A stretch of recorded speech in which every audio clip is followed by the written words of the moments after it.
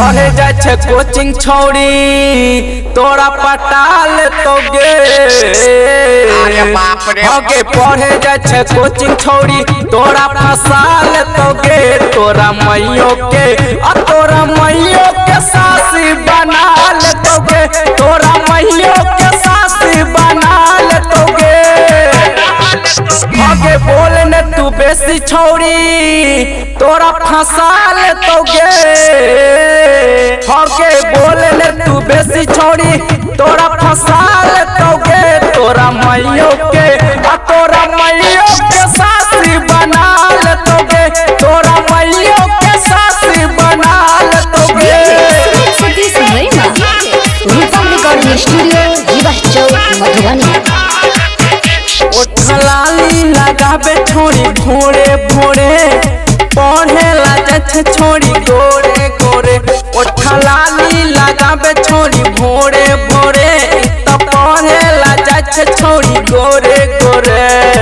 बड़ मन लगे छे छौड़ी के पढ़ाई में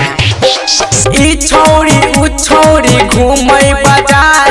छौड़ा सबके ध्यान रहे एकरे परियार ई छौड़ी उ छौड़ी घूमे बाजार छौड़ा सबके ध्यान रहे एकरे परियार हगे रथ वाला छौड़ा गे छोड़िया हगे रथ वाला छौड़ा तोरा दुनु गला मटतो गे तोरा मटतो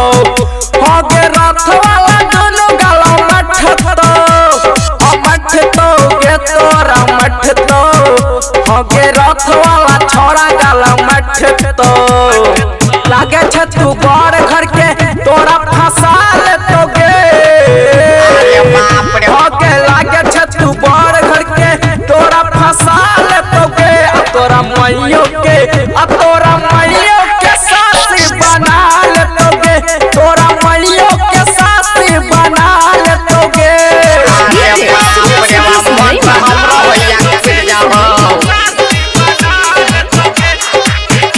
एक दुन्नो गाल कर फूलल फूलल चोली के बटम एकर खुलल खुलल दुन्नो गाल कर फूलल फूलल चोली के बटम एकर खुलल खुलल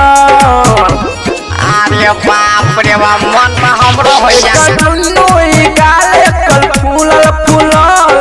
चोली के बटम एकर खुलल खुलल एकर दुन्नो गाल कर फूलल फूलल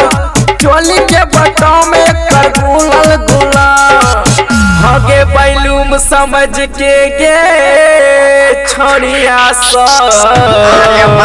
हगे बैलूम समझ के गे छोड़ी अपलेट राखूब अटतो अमटतो गे तोरा मटतो तोरा रथ वाला छोड़ा गला मटतो अमटतो गे छोड़ी मटतो तोरा रथ वाला छोड़ा गला मटतो कहे हो कन अजय धड़कन तोरा फसाल तो गे कहे हो कन अजय धड़कन तोरा पटाल तो गे तोरा मैयो के सासी बना ले तो गे तोरा मैयो के सासी बना ले तो गे।